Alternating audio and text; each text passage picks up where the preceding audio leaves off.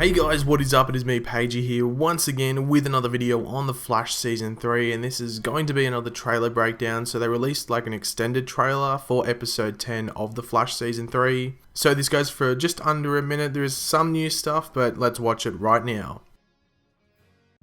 I don't know if I have ever met two people who are more suited to each other than you two. To Barry and Iris. To us. It does. This feels different. What are you not telling me? The future's changed. I saw Savitar murder you. Hey, look at me. This is not gonna happen. I swear on both my parents' lives, I will protect you. We need to figure out everything that happens leading up to Iris's death. When I saw the future, there was a news scroll. We can change one of these events. We can change them all. My future isn't the only one that we need to change. I'm afraid that I'm gonna wake up and be her. Get ready, McFly. I'm about to vibe you back to the future. I sent you out here because you're a hero. Iris needs a hero right now, Wally. We can prove that we can alter the future here and now. Concentrate on the exact date in the future that you travel to. 3, 2, 1.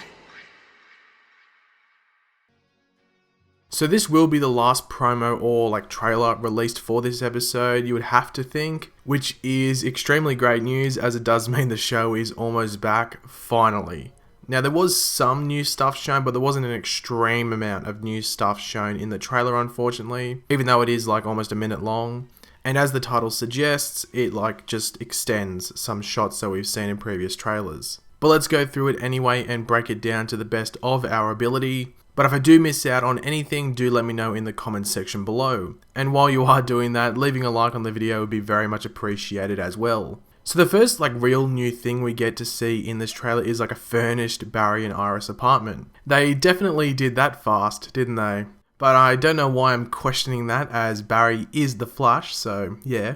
Obviously, HR gives the toast based around like Barry and Iris being perfectly suited for each other, and this is just like to reiterate the point about why Barry is going to do what he is about to do in regards to like preventing the future that he saw.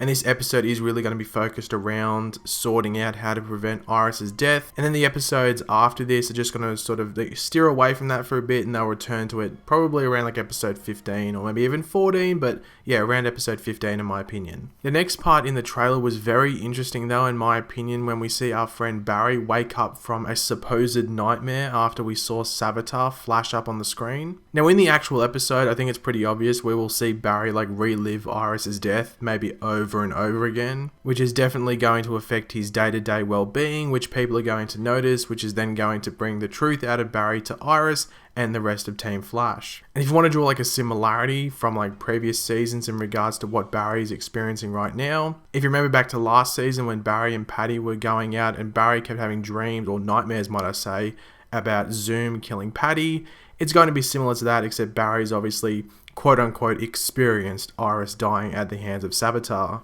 They do actually reference the news scroll from the news report on the night that Iris is murdered. We have obviously gone over this in previous videos with future events like Joe West being honoured at City Hall and Killer Frost still at large being some of the news reports on that scroll. We get a few more shots of Plunder, who is the villain for this episode, which it does seem will like trigger Barry's realization of, you know, we can prevent this future from occurring. As Iris says, her future isn't the only one that the team needs to change, which is 100% correct, as we obviously, as I said before, have an event involving Joe West and Caitlin going Killer Frost on there. In regards to Caitlin going Killer Frost, I have seen a lot of questions around when she will go Killer Frost. Obviously, the team could prevent her from doing so completely. However, I'm 99% sure Caitlin will go full-on Killer Frost. Probably around episode 16 or 17 in my opinion. And I say this as there is just going to be a lot going on in episodes 13 and 14, which if you didn't know is like the Gorilla City 2-part story episodes. And they can use the episodes after that to lead up to the Killer Frost emergence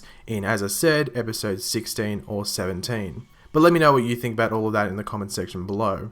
We do get some more mentoring from Barry towards Wally, which is great. My real only problem with the character of Barry on the show is that he is presented as an idiot 95% of the time. But they do dumb him down in order to allow the people within Star Labs to seem more important and needed.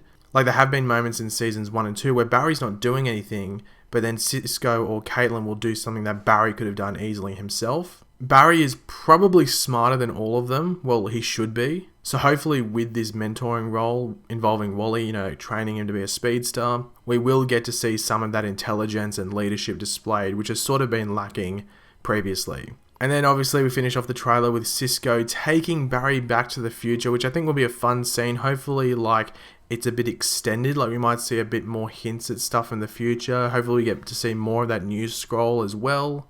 But I am very much looking forward to this episode, not just because The Flash is returning, which is awesome by itself, but also because we're getting basically the rest of the season laid out in almost like a timeline thing, where we're not necessarily going to experience those points in time, but it is really going to set out a guideline of what the team needs to do, and it can give the season more structure, which could give the season a bit more of a clean finish, if you know what I mean. There were a lot of complaints about season 2 finishing in a very rushed way, so hopefully season 3, because it does have these future points in time sort of laid out that they can try and prevent, it might allow the season to finish in a more clean way. Even though I like season 2's ending, a lot of people didn't. But thanks for watching, guys. If you did enjoy the video, it'd be very much appreciated if you could leave a like on it. Let me know in the comment section below, what are you looking forward to most in this episode? Do you think that Caitlin's going to go full on Killer Frost, or do you think that Team Flash will prevent her from doing so? And if you are new around here, make sure to subscribe. I'll catch you later, guys. Goodbye.